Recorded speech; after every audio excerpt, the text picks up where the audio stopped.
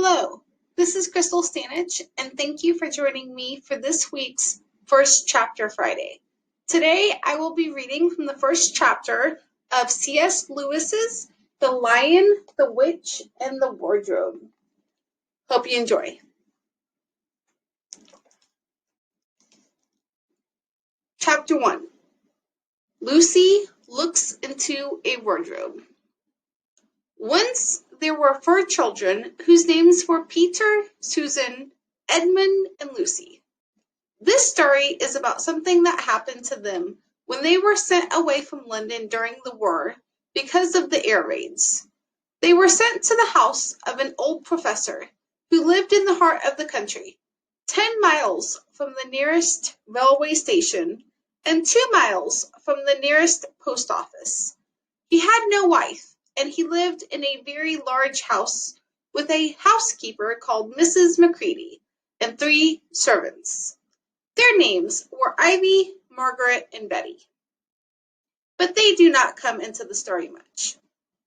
He himself was a very old man, with shaggy white hair which grew over most of his face, as well as on his head. And they liked him almost at once.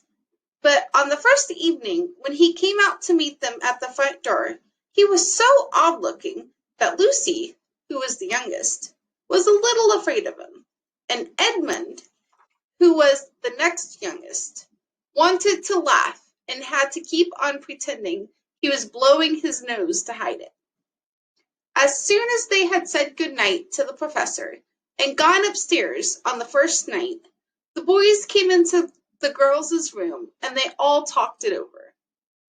"We've fallen on our feet and no mistake," said Peter. "This is going to be perfectly splendid.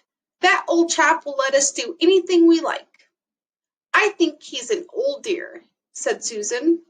"Oh, come off it," said Edmund, who was tired and pretending not to be tired, which always made him bad-tempered. "Don't go on talking like that." "Like what?" said Susan. "And anyway, it's time you were in bed." "Trying to talk like mother," said Edmund. "And who are you to say when I'm to go to bed? Go to bed yourself." "Hadn't we all better go to bed?" said Lucy. "There's sure to be a row if we're heard talking here." "No, there won't," said Peter. "I tell you this is the sort of house where no one's going to mind what we do. Anyway, they won't hear us. It's about 10 minutes' walk from here down to that dining room, and any amount of stairs and passages in between." "What's that noise?" said Lucy suddenly. It was a far larger house than she had ever been in before, and the thought of all those long passages and rows of doors leading into empty rooms was beginning to make her feel a little creepy. "It's only a bird, silly," said Edmund. "It's an owl," said Peter. "This is going to be a wonderful place for birds. I shall go to bed now. I say, let's go and explore tomorrow. You might find anything in a place like this. Did you see those mountains as we came along? And the woods? There might be eagles. There might be stags. There'll be hawks." "Badgers," said Lucy.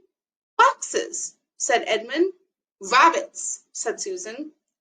But when next morning came, there was a steady rain falling, so thick that when you looked out of the window, you could see neither the mountains, nor the woods, nor even the stream in the garden. "Of course it would be raining," said Edmund. They had just finished their breakfast with the professor, and were upstairs in the room he had set apart for them. A long, low room with 2 windows looking out in one direction and 2 in another. "Do stop grumbling, Ed," said Susan. 10 to 1 it'll clear up in an hour or so. And in the meantime, we're pretty well off. There's a wireless and lots of books." "Not for me," said Peter. "I'm going to explore in the house." Everyone agreed to this, and that was how the adventures began. It was the sort of house that you never seemed to come to the end of, and it was full of unexpected places. The first few doors they tried led only into spare bedrooms, as everyone had expected that they would. But soon they came to a very long room full of pictures, and there they found a suit of armor. And after that was a room all hung with green, with a harp in one corner. And then came 3 steps down and 5 steps up, and then a kind of little upstairs hall, and a door that led out onto a balcony, and then a whole series of rooms that led into each other, and were lined with books, most of them very old books, and some bigger than a Bible in a church. And shortly after that, they looked into a room that was quite empty except for one big wardrobe, the sort that had a looking glass in the door. There was nothing else in the room at all, except a dead blue bottle on the windowsill. "Nothing there," said Peter, and they all trooped out again. All except Lucy. She stayed behind because she thought it would be worthwhile trying the door of the wardrobe, even though she felt almost sure that it would be locked. To her surprise, it opened quite easily, and 2 mothballs dropped out. Looking into the inside, she saw several coats hanging up, mostly long fur coats. There was nothing Lucy liked so much as the smell and feel of fur. She immediately stepped into the wardrobe and got in among the coats, and rubbed her face against them, leaving the door open, of course, because she knew that it was very foolish to shut oneself into any wardrobe. Soon she went further in and found that there was a second row of coats hanging up behind the first one. It was almost quite dark in there, and she kept her arms stretched out in front of her, so as not to bump her face into the back of the wardrobe.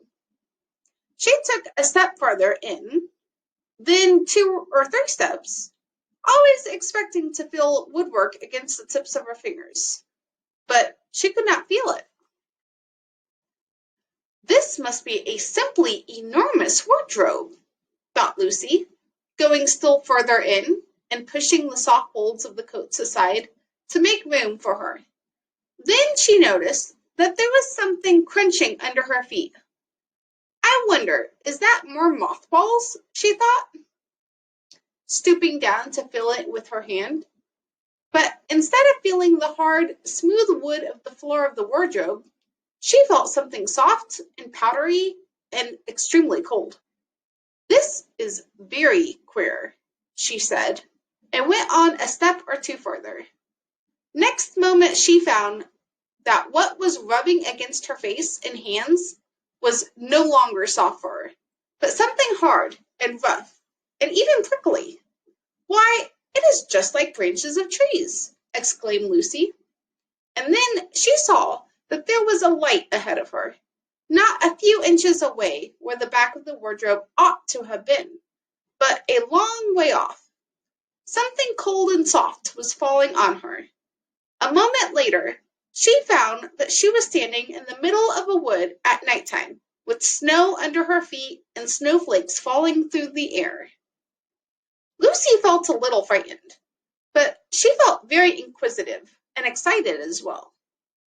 She looked back over her shoulder, and there, between the dark tree trunks, she could still see the open doorway of the wardrobe, and even catch a glimpse of the empty room for which she had set out. She had, of course, left the door open, for she knew that it is a very silly thing to shut oneself into a wardrobe. It seemed to be still daylight there. "I can always get back if anything goes wrong," thought Lucy. She began to walk forward, crunch, crunch, over the snow and through the wood, toward the other light. In about 10 minutes, she reached it and found it was a lamp post. As she stood looking at it, wondering why there was a lamp post in the middle of a wood, and wondering what to do next, she heard a pitter-patter of feet coming toward her.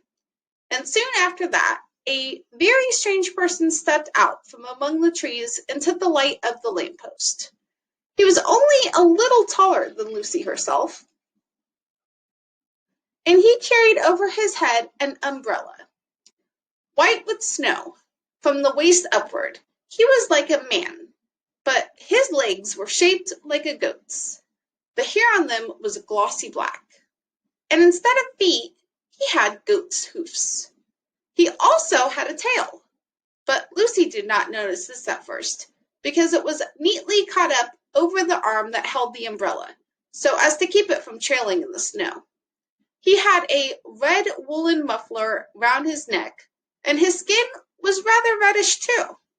He had a strange but pleasant little face, with a sharp pointed beard and curly hair, and out of the hair there stuck 2 horns, one on each side of his forehead. One of his hands, as I have said, held the umbrella. In the other arm he carried several brown paper parcels. What with the parcels and the snow, it looked just as if he had been doing his Christmas shopping. He was a fawn, and when he saw Lucy, he gave such a start of surprise that he dropped all his parcels. "Goodness gracious me!" exclaimed the fawn.